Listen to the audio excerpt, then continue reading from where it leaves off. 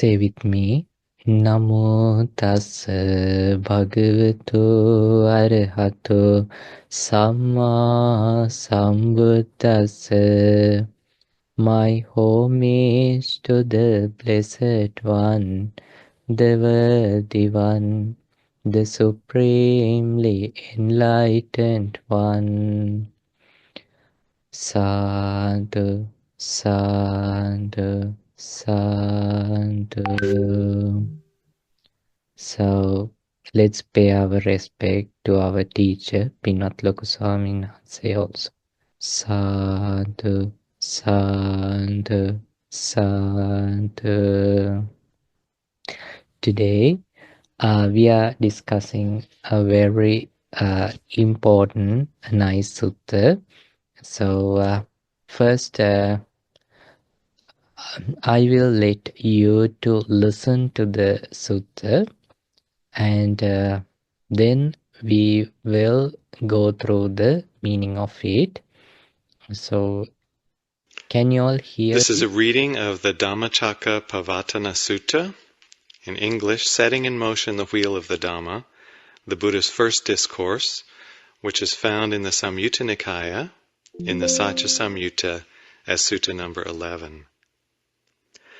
Thus have I heard. On one occasion the Blessed One was dwelling at Varanasi in the deer park at Isipatana. There the Blessed One addressed the bhikkhus of the group of 5 thus: Bhikkhus, these 2 extremes should not be followed by one who has gone forth into homelessness. What 2? The pursuit of sensual happiness in sensual pleasures, which is low, vulgar, the way of worldlings, ignoble, unbeneficial. And the pursuit of self-mortification, which is painful, ignoble, unbeneficial. Without veering towards either of these extremes, the Tathagata has awakened to the middle way, which gives rise to vision, which gives rise to knowledge, which leads to peace, to direct knowledge, to enlightenment, to nibbana.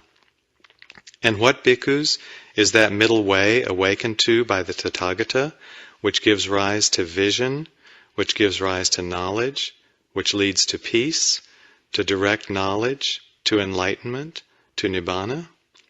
It is this noble eightfold path, that is, right view, right intention, right speech, right action, right livelihood, right effort, right mindfulness, right concentration.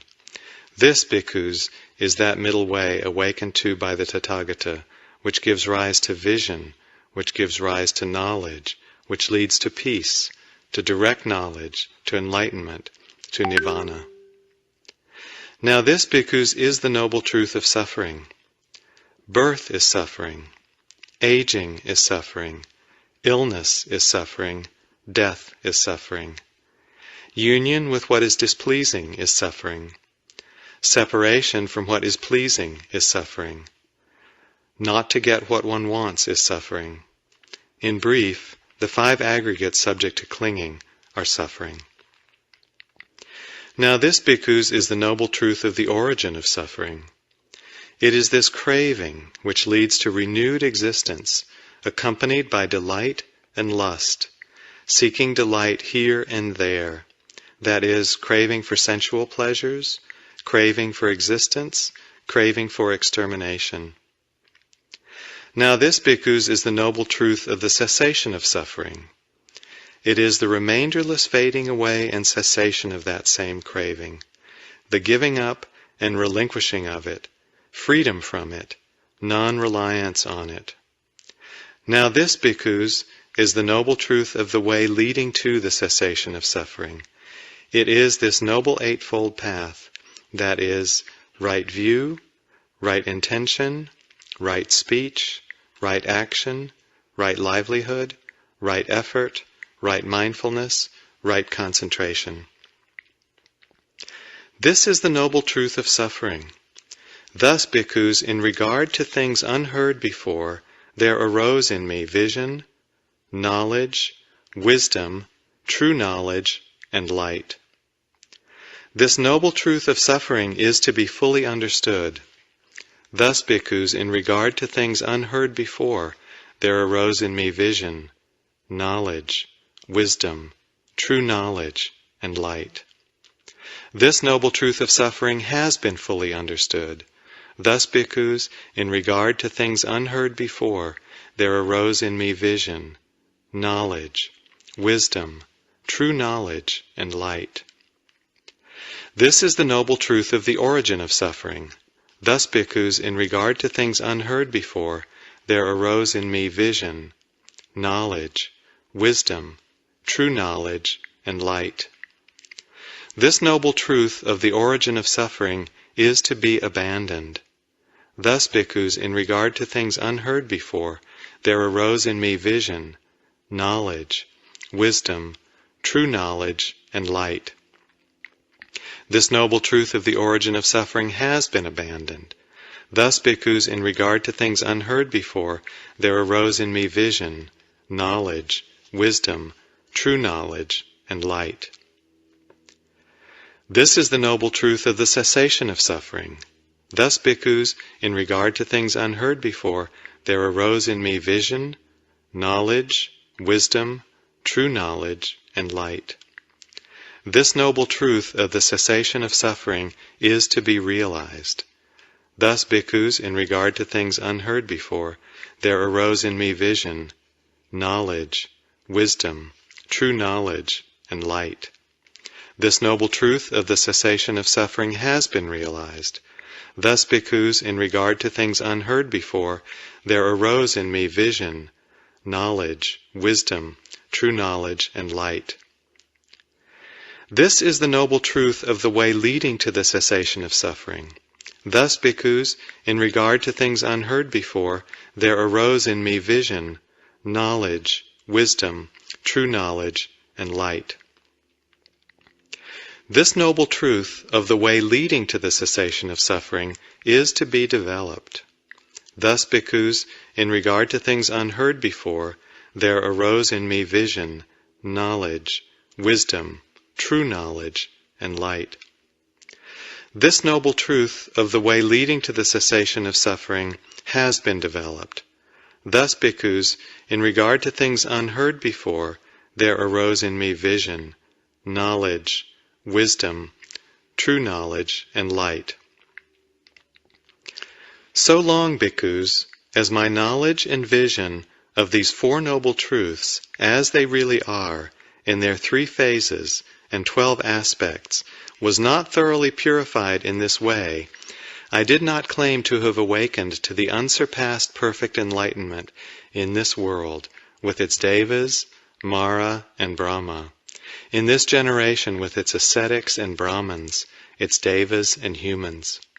But when my knowledge and vision of these Four Noble Truths, as they really are, in their 3 phases and 12 aspects, was thoroughly purified in this way, then I claim to have awakened to the unsurpassed perfect enlightenment in this world with its devas, Mara, and Brahma, in this generation with its ascetics and Brahmins, its devas and humans. The knowledge and vision arose in me. Unshakable is the liberation of my mind. This is my last birth. Now there is no more renewed existence. This is what the Blessed One said. Elated, the bhikkhus of the group of 5 delighted in the Blessed One's statement. And while this discourse was being spoken, there arose in the Venerable Kondanya the dust-free, stainless vision of the Dhamma. Whatever is subject to origination is all subject to cessation. And when the wheel of the Dhamma had been set in motion by the Blessed One, the earth-dwelling devas raised a cry. At Varanasi, in the deer park at Isipatana, this unsurpassed wheel of the Dhamma has been set in motion by the Blessed One, which cannot be stopped by any ascetic, or Brahmin, or Deva, or Mara, or Brahma, or by anyone in the world. Having heard the cry of the earth-dwelling devas, the devas of the realm of the 4 great kings raised a cry. At Varanasi, this unsurpassed wheel of the Dhamma has been set in motion by the Blessed One, which cannot be stopped by anyone in the world. Having heard the cry of the devas of the realm of the four great kings, the Tavatimsa devas, the Yama devas, the Tusita devas, the Nimanarati devas, the Paranimita Vasavati devas, the devas of Brahma's company raised a cry. At Varanasi, in the deer park at Isipatana, this unsurpassed wheel of the Dhamma has been set in motion by the Blessed One, which cannot be stopped by any ascetic, or Brahmin, or Deva, or Mara, or Brahma, or by anyone in the world. Thus at that moment, at that instant, at that second, the cry spread as far as the Brahma world, and this 10,000-fold world system shook, quaked and trembled, and an immeasurable glorious radiance appeared in the world, surpassing the divine majesty of the Devas. Then the Blessed One uttered this inspired utterance. Kondanya has indeed understood. Kondanya has indeed understood. In this way, the Venerable Kondanya acquired the name Anya Kondanya, Kondanya who has understood. I shared the sutta also to the group. You can go through it later. And yes,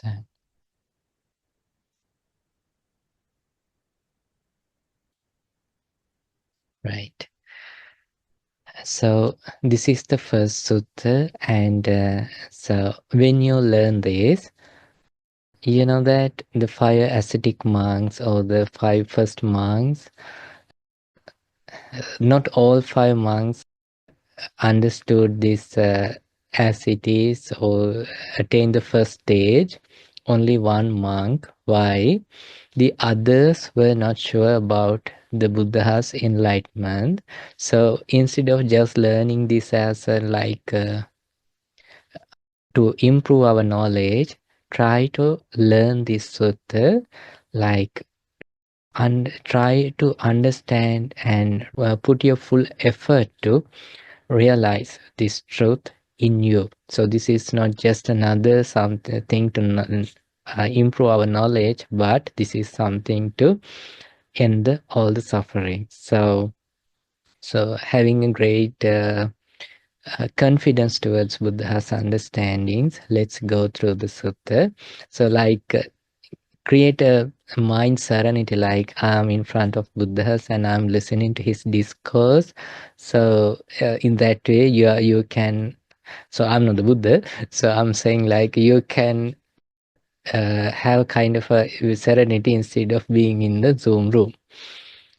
Think that when you are in front of the enlightened Buddha, so so that means one who enlightened, one who understood everything as it is, and one who attained the best goal anyone can achieve in this life. So how grateful to be in a place like that, and how grateful to have to get a chance to listen to the Buddha. So likewise, have a kind of a energy in your life. I will understand this teaching here and now.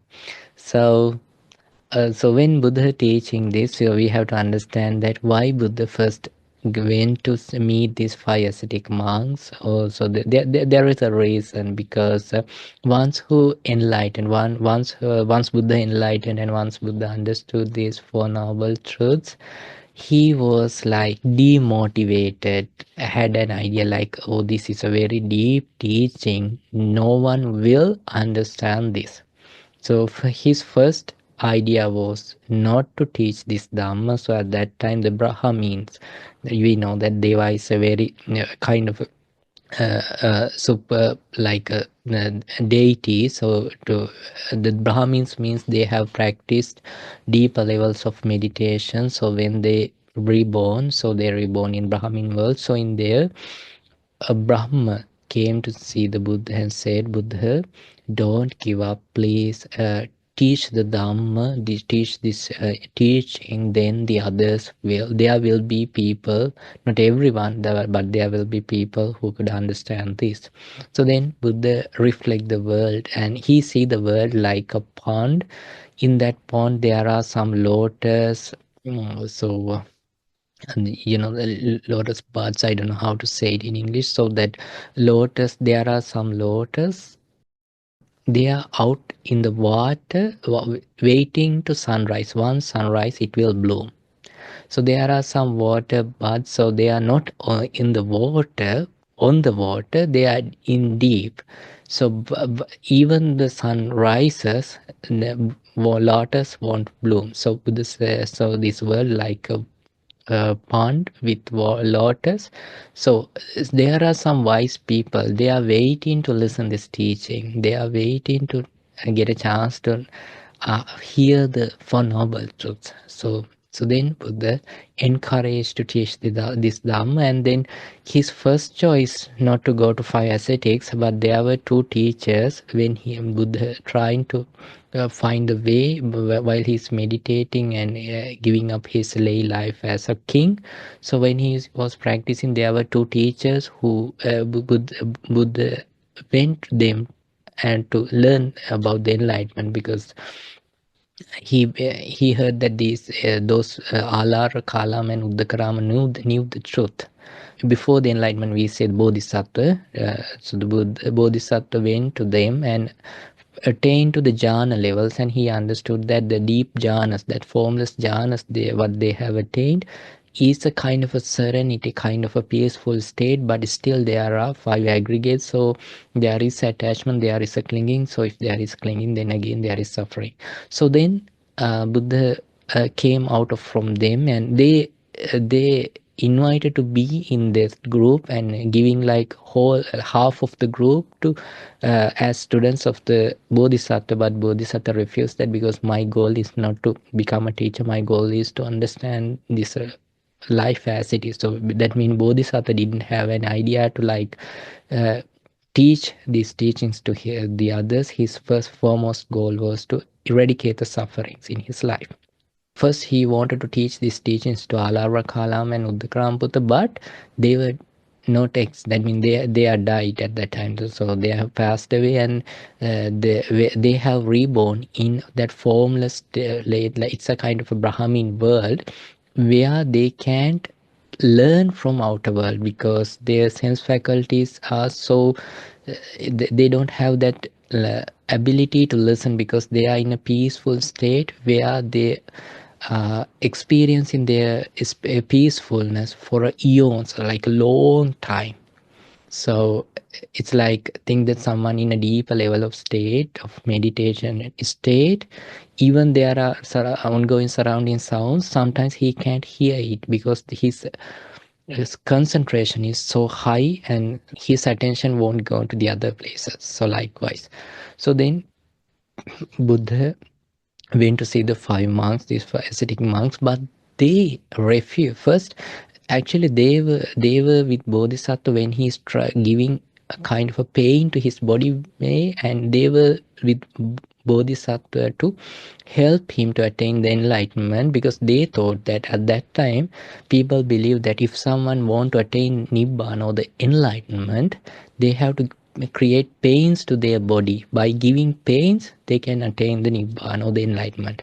So Bodhisattva tried it for like 6 years. He was like, he gave almost every pain he can give to the body, but then he realized that it's not the way. By giving pain, even though if we give the pain, it's like even though we reject our body, the craving is still there. It's not the way to like creating pain to our body to attain the enlightenment. So once he refused to practice that path, so once he give up that path, all the five ascetic monks thought that, oh, Bodhisattva is practicing a wrong way. So he started to eat and create his body energy back. So that means he just gave up his enthusiasm to attain enlightenment. So those five ascetic monks went out from the Buddha. So but after Buddha practicing that middle path, attained the Nibbana, and he went to see those five ascetic monks. So then first they had idea like, no, we don't respect this Bodhisattva, because he gave up the right path. But when Buddha came to meet them, they couldn't hold their like that idea that conceive idea. So then they started to pay respect and set aside, and then they never believed that Buddha enlightened, because he just walked to that place and as the same monk, but not with a good body, without any thin, like he still maybe thin but not having any pain, like having a peaceful mind and body. So then Buddha said to them, have I ever told you that I have enlightened before? Then they said no. So then Buddha said, yes, now I am saying that I am enlightened. At that time, they ready to listen, because they knew that Bodhisattva never ever said a lie. So then he must have understood something. Then they were ready to listen to the Buddha. So that was the situation. So that's how that is the time Buddha delivered his first discourse. So let's go through it. So it says, thus I have heard. Thus I have heard is coming from Bhikkhu Ananda, because he is the one who, he devoted, like he taken it as a responsibility to keep recorded all the teachings Buddha discoursing anywhere, because after he became like the nurse monk, like taking care of the Buddha, he asked Buddha to Supreme Buddha, whenever you go and teach something which I am absent at that time, please, once you come back, repeat it to me. So in that way, he recorded. He kept in his mind all the teachings of the Buddha. So he was the one who helped in the first seminar, like once Buddha passed away after 3 months, to group regather all the teachings as a one unit, all the 18,000. The discipline things, there was another responsible monk called Upali, around Upali. He took the responsibility on that. So that's why all those suttas started. Thus have I heard. On one occasion, the Blessed One was dwelling at the Varanasi in the deeper park at the Sipatana. So nowadays it says Varanasi. If anyone have been to the India. So Isipatana means, Isi means with spiritual awakened people, or like ascetic people. Sipatana means people who comes there. So that means it's a place where some that ascetics used to come and stay in that day, on those days, like in these days, I mean that era. So there the Blessed One addressed the bhikkhus of the group of five thus. Bhikkhus, these two extremes should not be followed by one who has gone forth into homelessness. So that means homelessness means becoming a monk with having a super determination to enlightenment. So why Buddha is starting with that? Because they were believed that of course they denied that the giving sensual pleasure was path, but they believed that giving pains to the body is the path to enlightenment. So Buddha is starting, these two extremes should not be followed by one who has gone forth into harmlessness. So what to? The pursuit of sensual happiness in sensual pleasures. That means, like, we learned about the sensual pleasures. It's like a virtual reality. So we are being happy from our thoughts and creating visuals and imaginations and expectation attached to our own perceptions. So we learned it, especially in Sunday classes. We have learned and we have discussed it more often. So it's like basically it's like attached to their families, and Buddha was a king back then, and like having that sort of sensual pleasure. So it's not the way to attain Nibbana, because it's a kind of a suffering. He's saying the reason, which is low, vulgar, and the way of worldliness, ignoble and unbeneficial. So we have to remember that it creates happiness, but it's like it's not a fulfillment. So we have seen millions of things from these eyes, but our eyes won't say, okay, that's enough, I have, my eyes are fulfilled with all the wishes. Now if there is something happening tomorrow, if it feels like, oh, it's great, so people go and watch it. So it doesn't matter Super Bowl or any musical show of like, I can remember the names of those singers, Britney Spears, so anyone, so whoever. Then the other one, pursuit of self-mortification, which is painful, ignoble, unbeneficial. As a bodhisattva, practice all these two paths without veering towards either of these extremes. The Tathagata means another synonym to the Buddha. That means one who attained to the truth. That's the meaning of that word. Tathagata has awakened to the middle way. So he understood the middle way. That means not going to any of those extremes, which gives rise to vision. It gives the right vision, and which gives rise to knowledge. Chakkung udapadi, jnanang udapati, which lead to peace and direct knowledge. Why there is peace? Chakku karani, jnana karani, upasamaya. Yeah, upasamaya means settling your mind. To direct knowledge, abhinyaya, sambodhaya, enlightenment, nibbana. Nibbana is sangata. Nibbana means enlightenment. And what? Because in that middle way, awakened to by Tathagata, which is gives rise to vision, and the same thing, repeating again, that means vision, which gives to the rise to knowledge, which leads to peace, to direct knowledge, and to the enlightenment and the nibbana. So that is noble eightfold path. So we know that why do we say it's noble? So this four noble truths saying noble, that means it's noble means tata avitata ananyata. So it's like it's a truth, and it's extract truth. It won't have turn into another way. It's existing truth, and ananyata, no one can turn it to another way. So and the noble, so the fourth truth is this, describing the noble eightfold path, that is right view, samadhi, right intention, samma sankappa, right speech, samavacha, right action, samma kammanta, and samma ajiva, right livelihood, samma vayama, right effort, samma sati, right mindfulness, samma samadhi, which is right concentration. So those are the noble eightfold path, which gives rise to vision, which gives rise to knowledge, which leads to peace, to direct knowledge, and to enlightenment, and to nibbana.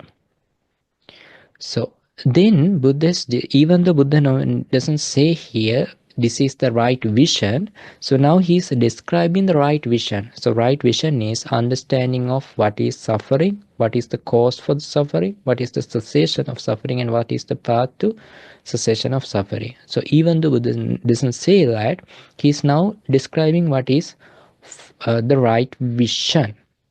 So he started with saying, like, if anyone want to enlighten, he has to avoid these paths, and he has to practice this middle path. When you practice this, these benefits will come. And what is that path? It is eightfold path. Now Buddha describing the first one of that noble eightfold path, or the right vision. Now, because the noble truth of suffering, we know that why it says noble truth of suffering, because we don't want to say noble to a suffering, but it's a kind of a existing thing. So birth is suffering. So birth is suffering, aging is suffering, illness is suffering, death is suffering, union with what is displeasing is suffering. Doesn't matter human or the living being or non-living being. Separation from what is pleasing is suffering, again the same. Not to get what one wants is suffering. So this is something important, like that means we don't like to experience kind of a sad a mental or physical discomfort. Even though we don't like it, we have to experience. That's also suffering. Not to get what one want is suffering. Yeah, that's it. And in brief, five aggregates subject to clingings are suffering. So what are five aggregates? There are five aggregates. Those are subject to cling. It's not clinging, but it's subject to cling. It helps to cling. So you know that in Buddhist teachings, we don't just break our life to mind and body. Of course, there we discuss about body as form, but the mind we break it to four things. So that's why it called five aggregates: form, then feelings, it's pleasant, unpleasant, or neutral. Third, perceptions. We get perception from our eye, ear, nose, tongue, body, and mind uh, due to the contact. And the fourth, volitional formation or the intention. So we call the same thing, we say karma, action, which creates the consequences, good or bad, also group in there. Uh, then the fifth one is the consciousness. The consciousness, just consciousness. That means if anything, if we being conscious. So those five help to create clingings, like that because even though this form is here, it's not the way, like we born as the same body, but we were kids at that time. Now we are in a different age in our lives, but our clingings are here. So of course we are not clinged to the what we are how we had in our 90s.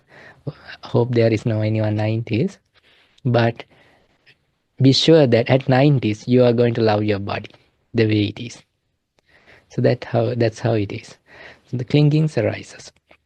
And then the feelings also, we cling to our feelings. Even though we feel like, no, I cling only to pleasant things. No, we cling to the displeasing things also. So that's why we want to turn it, instead of saying it's like a rising and falling of the contact, we want to turn it like sharp turn. Hey, unpleasant, go away and create it pleasant. Hey, he has scolded me, but he should know who am I, then he should correct his vision. So likewise, we need like instant answers for those things. Like why our mind cling to any experience which has happened a moment ago, instead of being in that moment. Perceptions, we cling to our perceptions, and we can understand from different things, like so many things, like the nostalgic feeling. Sometimes we are attached, we have to cling to our good old days, and when we go to our village, we want to see the same environment, nice, beautiful, not so industrial, but it's not there. People that kind hearted, those people also not there. So we have cling to the perceptions and the intentions, volitional formations, we have um, uh, cling to that. And then the consciousness itself, it's a clinging. So in brief, even though we break it to different saying, like it's birth, it's aging, or whatever, in brief, we are it's here, five aggregates, and because of the clinging, it creates suffering. That's the noble truth of suffering. If you are not sure the birth is a suffering, then just recall what is birth. Birth is the rising of the six sense faculties. These six sense faculties are not according to our wish or will. Uh, those are rising and falling, and the energy is here in this six sense faculty based on the karma, the past consequence, the past actions we have committed to create this six sense faculty. Maybe from this life, maybe some part coming from previous lives. Even though we need a kind of a big, like very powerful brain, sometimes our brain doesn't work in that way. We have to accept the way we have, and we have to uh, rejoice instead of creating jealousy about the others' abilities. And sometimes our eyes are not so good, sometimes our body is not so good the way we expect. So it's like gifting something which is not in your control, and you don't know what that gift really is. I mean, what you'll experience and how long, and the durability, we don't have any authority over that. So even though it's a gift, that gift is like what we can say, it's like a surprise. Now, and the surprise, it's like exciting maybe, but we don't know what we'll experience. So therefore, birth is a suffering. So it's not a negative thinking, it's just understanding how our life is. Why it's not a negative? There is an option to overcome from that. So that's the suffering, noble truth of. So what is the cause for the suffering? So as the cause for the suffering is now. It says now this, because the noble truth of the origin of suffering. Noble truth of the origin of suffering. So it says in Pali, Yayan Tanha Pono Bhavika Nandi Raga Sahagata Tatra Tadrabhi Nandini. That means it is this craving. So the craving describes this sort of craving, which leads to renewed existence. That means that craving is the reason to continue the existence. Yayantana pono bhavika nandi raga sahagata. So that accompanied by delight and lust. So it's like we crave, we cling to the things because there is a reason. There is a kind of delightfulness in there. So that's why we cling. Delight and lust, seeking delight here and there. So in here it says uh, seeking delight here and there, but it says tatra tatra abhinandini. That means wherever you cling, like mark, if you have a physical note, so make it like underline it, because this does not give the exact answer what in the Pali term. So tatra tatra abhinandini means wherever it rises because of the delightfulness, it we attach, the living being attached. As an example, as a human, we love chocolates a lot, but Molly, do you know what is the meaning of the English term name of the Nila Mesa? Like a fly, right? Yeah, it's a Mesa means fly, fly. but that fly like A poop. firefly? Oh, No. I don't know. Sorry. Okay, anyone knows? Horsefly, maybe? Horsefly. I don't know. Horsefly. Okay, Maybe. let's go Yeah. with that word then. Think that as a human we like chocolate, but if we reborn as that horsefly, we don't like chocolate, but we have this great enthusiasm to have that poop like seeing like a chocolate. So the same thing, like, so tatra tatra abhinandini, wherever it rises, we attach that, if we cling to that. So that's the way of that craving. Uh, that's the kind of a hallmark of that craving. We have to understand that. Maybe in this level, as a human, maybe at this moment we don't like to some person or something. But after sometimes, when if it is a reason to craving, at that time we might attach to that person. So, but the thing is, once we attach, it's not that when things not going according to the way we expect, we don't like overcome from the craving because we don't have the right vision. We turn it, actually we are not turning it itself turning into anger. That's also a clinging. So that's the danger. So without understanding our mind, if something turn into unpleasant level, instead of lust it turns into anger. So that's how our mind works. Why? We don't have the right vision.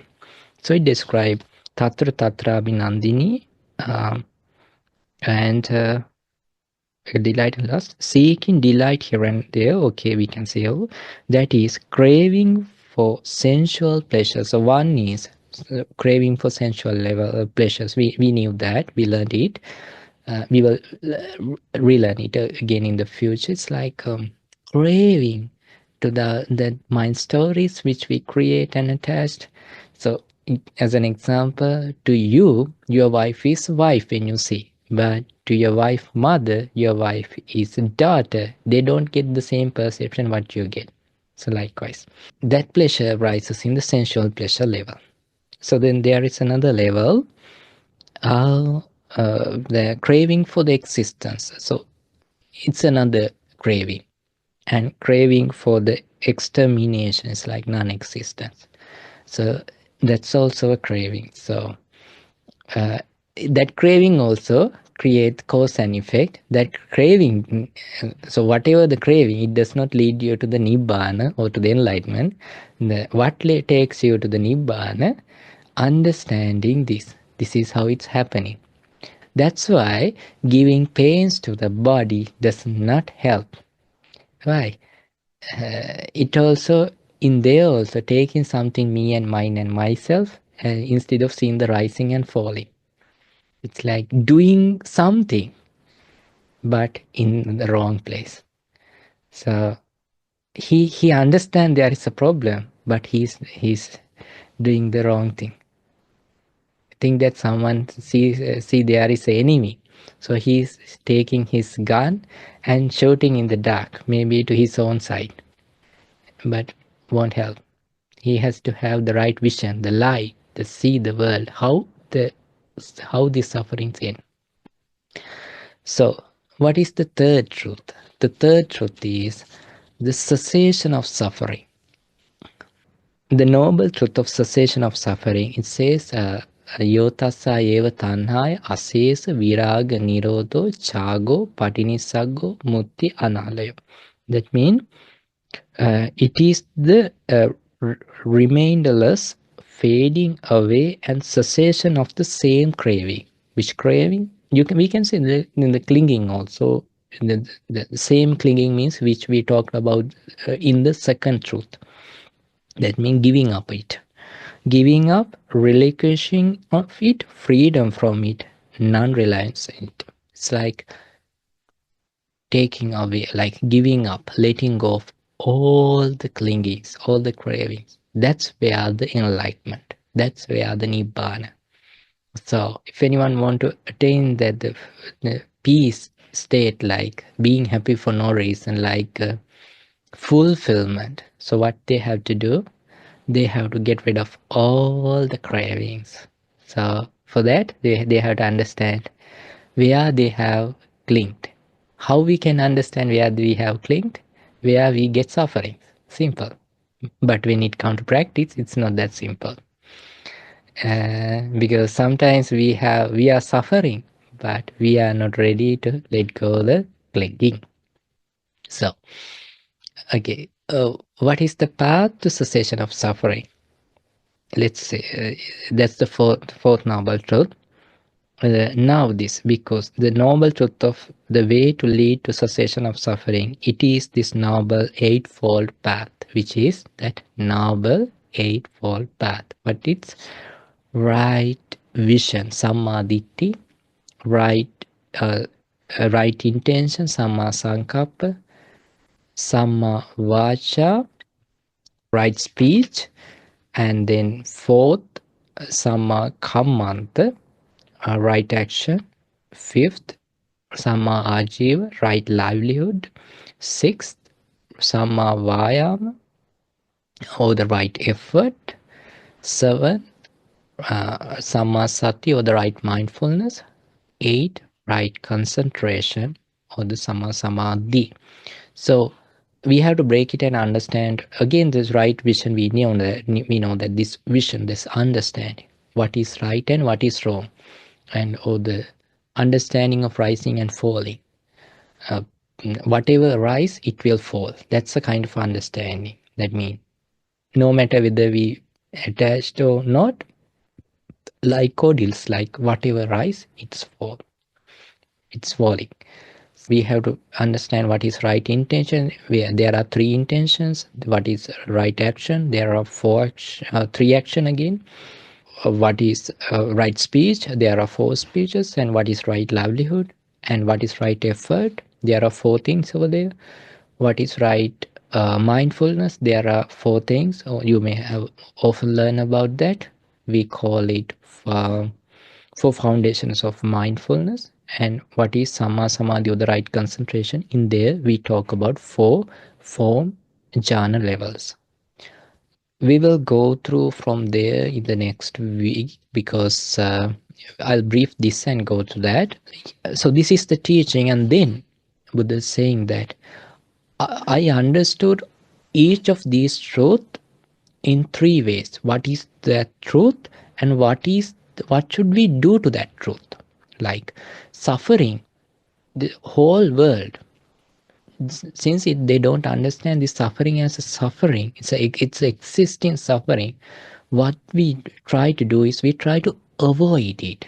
But Buddha is saying, I understood what is the each truth, and what should we do to each truth, and I attained and I completed that. That's what it says in the next level, next session, and next part. So as an example, if we get kind of a problem in our lives, so we try to find a solution of we want to overcome from that problem and find the freedom in our lives. So Buddha is saying, so as a lay person is, of course, you have full freedom to find freedom from that. Like if you are going through a financial issues, yes, of course, you have to find a way to overcome from that. But you have to understand one thing. What is it? It's a truth which we have to realize. Like it's with us. It's a parinyayang. That means we have to understand it's a existing thing in our life. Suffering is, we can't win from suffering by avoiding, by letting go. Letting go is something we have to do to the second truth, which is cause for the suffering. But when it comes to the cause for the suffering, we want to embrace it. We want to keep it with our life, in our life. So why we don't see what should things as it is, and we want different, or we do different things. That's the suffering is not fading away in our life. The third truth, that is attaining the enlightenment. Most of the time, people do wishing. May I attain? So wishing is not the thing to do to that. Yes, of course, it's good to have a good wish like that, and because the karma will give you a chance to associate with Kalyana Mitra, the good friends. But what we have to do exactly is none other than attaining that. How to attain that? Letting go the cravings. And the path, of course, again, we discussed about the path, but when it comes to the path, so what we have to do as a doer, when it comes to the doing, not only to discuss, so we have to practice it. So you can say, oh, Bhante know the path and Bhante very good. No, I'm not very good if I'm not practicing it. So in this way, so I'm in here, I'm just a speaker if I'm not practicing. So again, credit shouldn't be go to me, credit go directly transfer into the Buddha, because he's the one who understood it and realized it and taught it. If we are not practicing it, the credit shouldn't go to us again. And then those are the 4 noble truths. And then this, after the discussing this, the Konnanya, the first monk, see this as it is, and he is fully clear about Buddha's teachings. And so once anyone attained to the first stage, there is no question like about the enlightenment, about the Buddha. That's how that levels. That means there is no assurance. No one want to assure him that he's not like he doesn't need anyone's support to protect his confidence towards Buddha, because he sees life as it is, and because of that his confidence arises, and so he can answer to 1,000 questions. He may be in middle of millions of arguments, but his confidence never shake because he is not just believing, he see things as it is. So whenever he think about these teachings, his vision purify, get clear and clear. It's not like no one can turn him to another practice or anything because he's so clear. That's the first stage. So only the Kondan, the first monk, is the only one who came to that level. But there were divines who gathered and they rejoice it, and that's what they say the last part. They said that, oh, this is a teaching, no one can turn it back. This Dhamma wheel is amazing. So, and so after that, Buddha discussed this, and then Buddha waited with the other, all the 5 monks, and 2 went to arms, take arms round, like we talked about those things, and bringing arms for food to all 6 monks, to Buddha and all the 5, and they practicing whole day meditation. So after sometimes all 5 attain to the first stage, and there is a special teaching after this. Then after next week, and then the third, the other week, we will discuss that sutta, which is Anatta Lakkana. That's the sutta. All these 5 monks attained enlightenment or became arahants, and that is the first time arahants were